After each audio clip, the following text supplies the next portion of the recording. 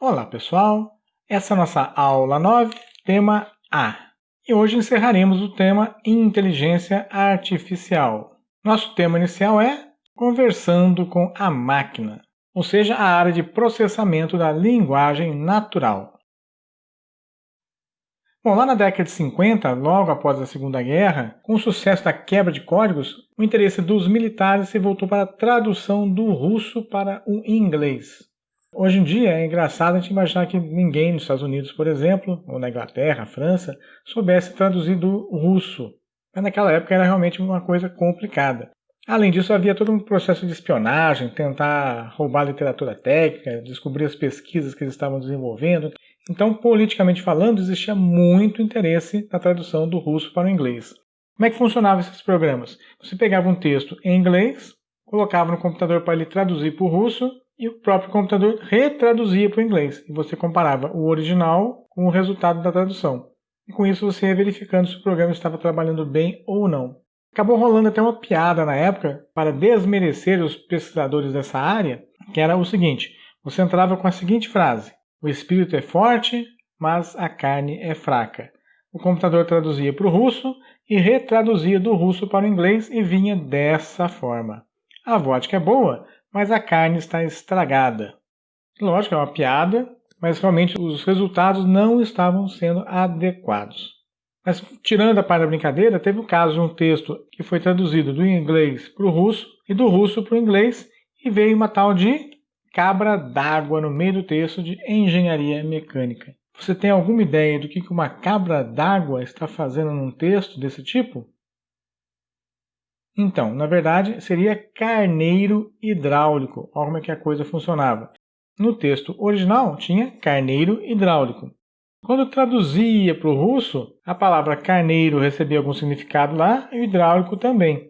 Depois, quando voltava do russo para o inglês, o carneiro virava cabra, o hidráulico d'água. Se for pensar assim, tem certo significado, mas ninguém fala cabra d'água. Então ficou claro que não basta conhecer todas as regras gramaticais e o significado de todas as palavras. É necessário compreender a língua no contexto. Para complicar ainda mais, tem os casos de gírias e expressões linguísticas que são muito complicados de entender. Então tudo isso mostrou que tradução não era uma coisa trivial como se pensava. Então, até os anos 1980, a maioria dos sistemas desenvolvidos eram baseados em regras programadas. Alguém sentava e começava a digitar as regras que tinham que ser obedecidas. Só que programar todas as possibilidades acaba sendo realmente inviável. A língua é muito extensa, é muito viva, as coisas vão inclusive mudando, as gírias vão mudando. Então, tudo isso complica muito tentar escrever regras prontas. Então, lá no finalzinho da década de 80, comecinho da década de 90, começa a ser usado o aprendizado de máquina, o machine learning, no processamento da linguagem natural. Ou seja, ao invés de escrever todas as regras, deixa o próprio computador ir entendendo, criando suas próprias regras. Mais ou menos como a gente viu lá naquele jogo de damas na história. Mas só que acontece o seguinte, aprender sozinho é complicado. Veja esse caso mais ou menos recente, 2016, exposto à internet, o robô da Microsoft vira racista em um dia. Na verdade, quando se fala robô, não é um robô físico realmente, né? Então é um software, na verdade, que estava conversando com as pessoas, se não me engano, via Twitter. Então está escrito aí: o projeto de inteligência artificial da gigante da tecnologia foi tirado do ar em menos de 24 horas depois que passou a reproduzir ofensas escabrosas ao interagir com os trolls nas redes. Que coisa, né? Então não deu certo. TI, perfil da inteligência artificial criado pela Microsoft para interagir com adolescentes nas redes sociais, foi tirado do ar. Motivo?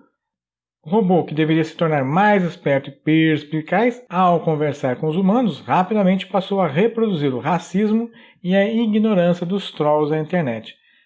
Imagina se fosse aqui no Brasil então, hein? Eita, nós! O aprendizado tem que ser assistido, tem que ter limites. Então a gente vê que, atualmente, a correção gramatical dos editores de textos são bem assertivas. Quem usou o Word há 10, 15 anos atrás, vê que ele errava bastante. Hoje não, ele acerta muito bem. A tradução melhorou muito, mas ainda há espaço para mais melhorias. Extrair significado ainda é diferente de entender o significado. Não é porque o software traduziu um texto, é que ele entendeu o texto. Entendeu nada. Ele pegou o significado das palavras e montou as frases seguindo as regras ortográficas. Só isso. Mesma coisa a gente viu em outro vídeo. O computador tirar a foto de uma estrada não quer dizer que ele vai entender o que tem na estrada. Então tem que ter um software por cima daquilo, analisando a imagem, procurando padrões na imagem. Mesmo acontece no processamento da linguagem natural. Você consegue extrair significado, mas o computador ainda não está entendendo o contexto da coisa. Outros complicadores, a gente chama aqui de pesadelo sintático. Na linguagem falada, normalmente a gente não obedece muito às regras, então pode ficar até confuso demais. Aqui é um exagero, lógico, mas é para ter uma noção de como é que funciona. Golpeio o rapaz com a garota com cabelos longos com um martelo com raiva. Bom, tem que ler de novo para entender e vamos por partes. Golpeio o rapaz. Como eu falo golpeio, então sou eu em primeira pessoa. Então eu bati uma pessoa que era do sexo masculino. Golpeei um rapaz. Com a garota. Não peguei a garota e bati no rapaz. Não faz sentido isso. O rapaz estava acompanhado com uma garota e essa garota tinha cabelos longos. E os cabelos longos tinham um martelo. Obviamente que não. Eu estava com o martelo.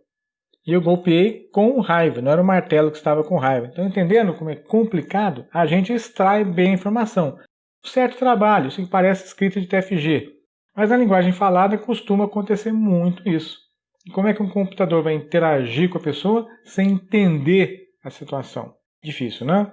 Fatos implícitos. Na conversa do dia a dia, isso acontece o tempo todo. Você não fica repetindo algumas coisas. Vamos ver um exemplo aqui. João foi a uma lanchonete. Pediu um hambúrguer, pagou com cheque e saiu. Então, se a gente perguntar para o computador o que João comeu, para nós fica fácil inferir esse resultado. Mas se o computador procurar na frase o que João comeu, João comeu, João comeu, João comeu, não tem João comeu alguma coisa. Está entendendo como é que a linguagem natural é complexa? Bom, e a questão de interpretação. Vejo uma mulher na praia com meus binóculos. O que você está imaginando com essa frase? Vou repetir. Vejo uma mulher na praia com os meus binóculos. Formou uma imagem mental da cena? Bom, poderia ser provavelmente isso aqui. Vejo uma mulher na praia com os meus binóculos. Eu, usando os meus binóculos, estou vendo uma mulher que está na praia. Certo? Mas pode ser diferente. Pode ser isso aqui. Vejo uma mulher na praia com os meus binóculos. Ou seja, eu estou vendo ela lá na praia e ela está usando os meus binóculos. Safada! Mas tem uma terceira interpretação. Vejo uma mulher na praia com os meus binóculos. Ela está na praia junto dos meus binóculos, não usando os meus binóculos. Então, qualquer uma dessas interpretações são válidas de acordo com a frase. Como é que a gente vai adivinhar qual é a correta? Depende da conversa antes ou da conversa posterior. Então é complicado isso para um computador entender também. E poesia? Já pensou? Poesia às vezes é uma coisa complexa, você tem que parar um pouco para pensar. Peguei um exemplo aqui do Leonardo Colosso, lá de 2011. A porta do barraco era sem trinco. Pou, pou, pou, pou, pou, pou. No radinho um buraco, na cabeça 5. Captou a mensagem? Às vezes a gente demora um pouco para captar a essência da coisa. Então esses pou, pou, pou, pou, pou são tiros, são 6 tiros. Por isso que no radinho tem um buraco, na cabeça 5. Provavelmente estava tocando uma música muito ruim, então antes de executar a pessoa, ele executou o radinho para ficar quieto. Faz sentido? Talvez fosse inclusive por causa da música que a pessoa foi lá e matou a pessoa, né? Às vezes dá vontade de fazer isso com alguém, não dá? Muito bem. Já tinha falado sobre Elisa, do Joseph Weizenbaum, de 1966, que conversava via teclado e tela no estilo de um psicólogo rogeriano. Foi a precursora dos chatterbots, inclusive desse da Microsoft que começou a ser racista, e começou essa área de processamento da linguagem natural. Eu parei por aí naquela história, vamos aprofundar mais um pouquinho para entender como é que esse software Elisa funcionava. Então aqui vai estar a representação de uma conversação que foi gravada. Então a pessoa escreveu assim no teclado: os homens são todos parecidos. A Elisa fez o seguinte comentário: em que sentido? Estão sempre nos aborrecendo com uma coisa ou outra. Você pode pensar num exemplo específico? Bem, meu namorado me fez vir até aqui. Seu namorado a fez vir até aqui? Ele diz que eu fico deprimida a maior parte do tempo. Sinto ter que ouvir que você está deprimida. É verdade, estou infeliz. Você pensa que vir até aqui ajudará você a não ficar infeliz? Preciso de alguma ajuda, não há dúvida quanto a isso. O que significaria para você conseguir alguma ajuda? Talvez eu aprenda a me relacionar melhor com a minha mãe. E fale mais a respeito da sua família. E vai indo, ou seja, as respostas desse tipo de psicólogo forçam a pessoa a ficar falando. Então não é difícil de implementar. Parece uma pessoa realmente conversando? Parece. Inclusive, uma secretária do Eisenbaum um dia sentou no computador, começou a trocar algumas palavras e pediu licença para ele, para ela se abrir mais ali.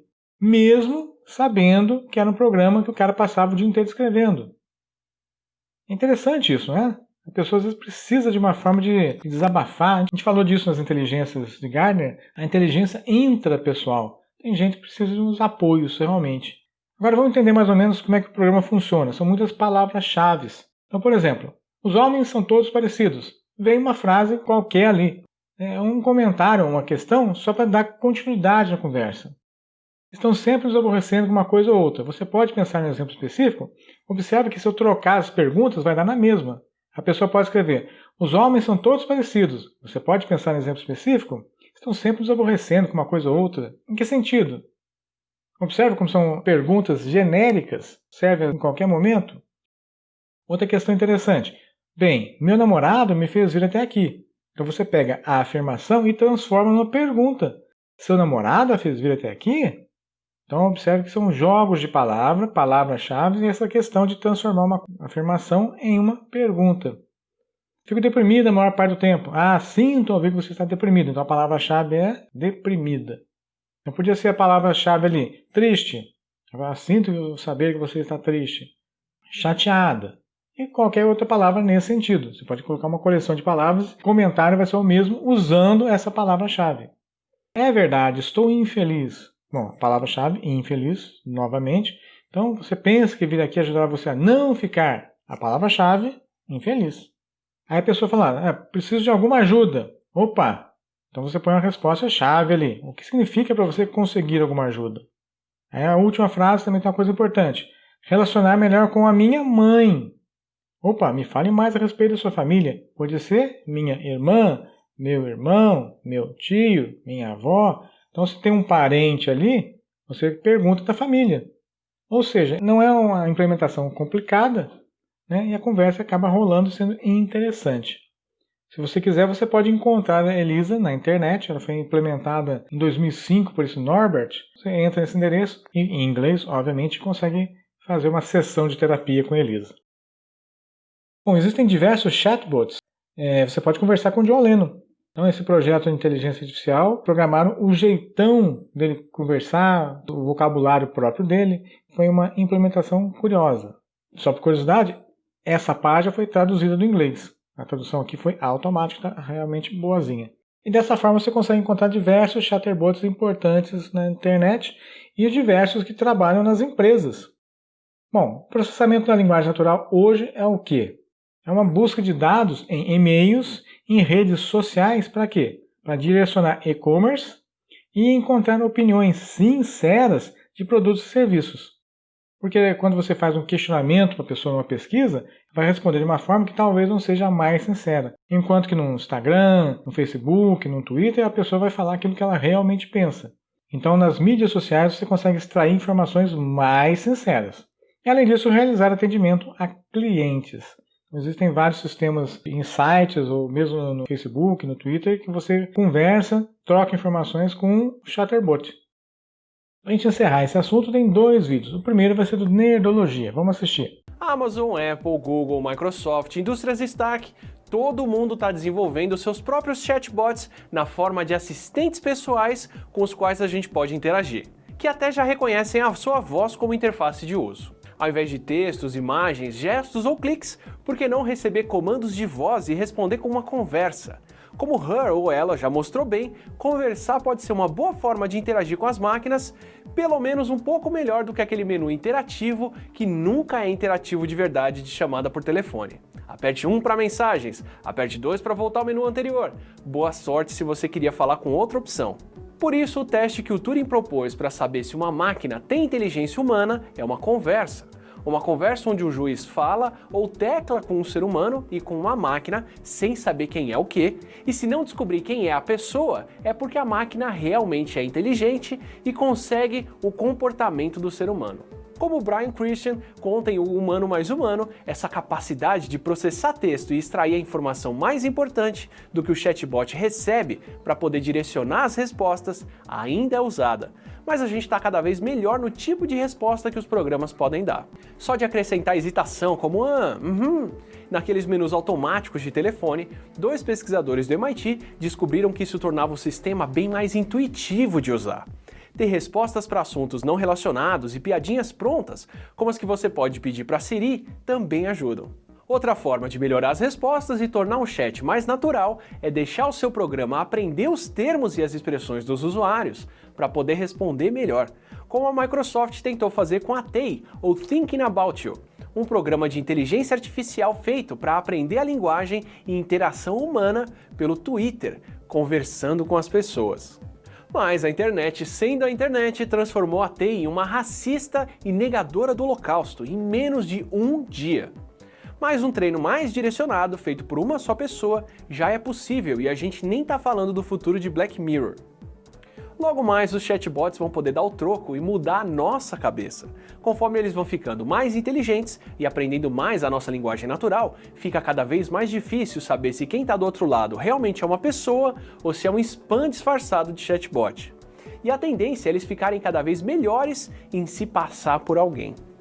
Talvez no futuro só possamos confiar nas pessoas que conhecemos para saber que não são replicantes, ou melhor, bots conversando conosco. Ou nem isso, porque a gente já está vendo os primeiros programas capazes de analisar a voz de alguém e sintetizar uma voz parecida, como o Lyrebird, que só precisa de 1 minuto de voz para ser capaz de imitar você com vários tons de voz.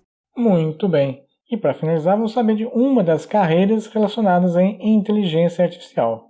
Olá, eu sou o Jones do IA Expert e nesse vídeo nós veremos a 9ª dica de carreiras em inteligência artificial. E você provavelmente já deve ter visto na televisão propagandas de softwares de processamento de linguagem natural, por exemplo, empresas de telefonia como a Oi, como a Claro, ou também bancos, no exemplo Bradesco, que tem aqueles assistentes virtuais ou chamados os chatbots.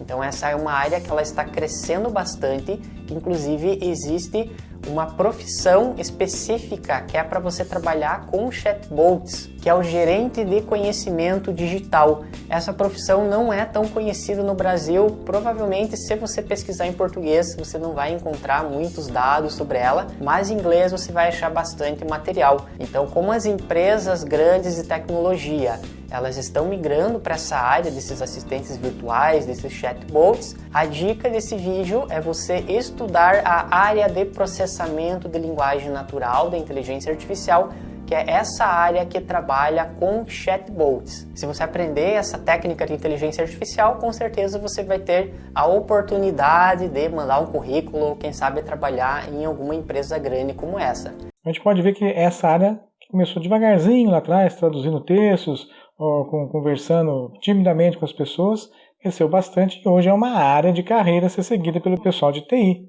Então, realmente, a área de processamento de linguagem natural cresceu bastante, é uma área bastante extensa. Muito bem, pessoal, tivemos uma noção razoável de como é que se conversa com as máquinas hoje em dia. Então, até mais!